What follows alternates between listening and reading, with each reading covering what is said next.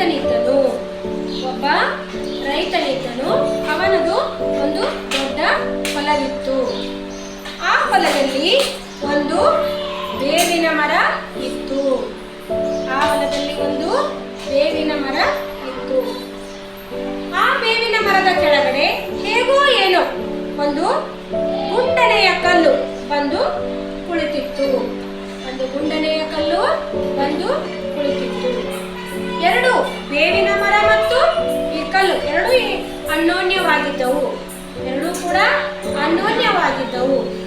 ಜನ ಎಲ್ಲರೂ ಇವುಗಳನ್ನು ಅಮ್ಮನ ಮರ, ಅಮ್ಮನ ಕಲ್ಲು ಎಂದು ಕರೆಯುತ್ತಿದ್ದರು ಹಾಗೂ ಇವುಗಳನ್ನು ಪೂಜಿಸುತ್ತಿದ್ದರು. ಹೀಗಿರುವಾಗ ಒಂದು ದಿನ ಬೇವಿನ ಮರಕ್ಕೆ ಏನಿಸಿತ್ತು ಎಂದರೆ, ನನ್ನ ಕೆಳಗಡೆ ಕಲ್ಲು ಇರುವುದರಿಂದ ಇದನ್ನು ಅಮ್ಮನ ಕಲ್ಲು ಎಂದು ಕರೆಯುತ್ತಾರೆ. ನನ್ನಿಂದ ಇದಕ್ಕೆ ತುಂಬಾ ಬೆಲೆ ಬಂದಿದೆ ಎಂದು ಹೇಳಿತು.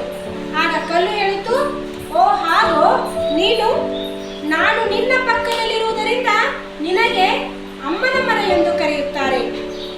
ಹಾಗಾದರೆ ನಾನೇ ಹೆಚ್ಚು ಎಂದು ಬೇವಿನ ಮರ ಹೇಳಿತು.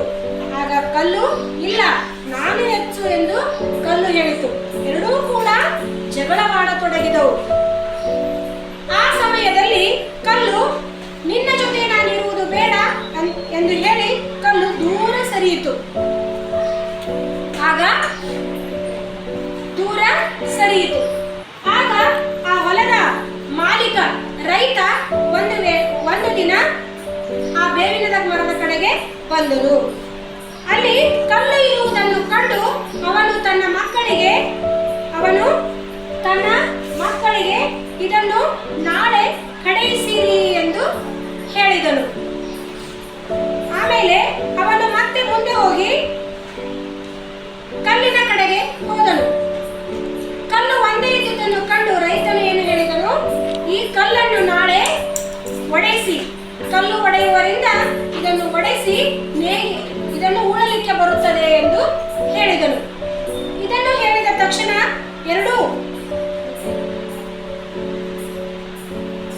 ಬೇವಿನ ಮರ ಮತ್ತು ಕಲ್ಲು ಎರಡೂ ದೂರವಾಗಿರುವುದರಿಂದ ನಾವೆರಡೂ ನಾಶವಾಗುತ್ತೇವೆ ಎಂದು ಅವುಗಳು ಮನಗಂಡವು.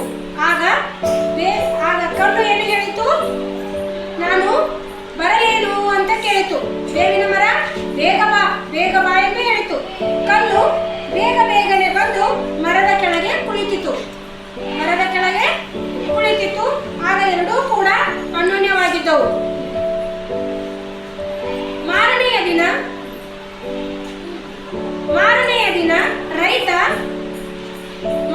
ದಿನ ರೈತ ಕಟ್ಟಿಗೆ ಮರ ಕಡಿಯುವವನೊಂದಿಗೆ ಬಂದನು. ಇನ್ನೇನು ಮರ ಕಡಿಯಬೇಕೆನ್ನುವಷ್ಟರಲ್ಲಿ ಅವನು ಆ ಕಲ್ಲನ್ನು ಕಂಡನು. ಮತ್ತೆ ಅಮ್ಮನ ಮರ ಮತ್ತು ಅಮ್ಮನ ಕಲ್ಲು ಎರಡೂ ಒಂದಾದದ್ದನ್ನು ಕಂಡು ಕಟ್ಟಿಗೆ ಕಡಿಯುವವನು, ಮರ ಕಡಿಯುವವನು ಅಲ್ಲಿಂದ ಹೊರಟು ಹೋದನು. ರೈತನೂ ಕೂಡ ಹೊರಟು ಹೋದನು.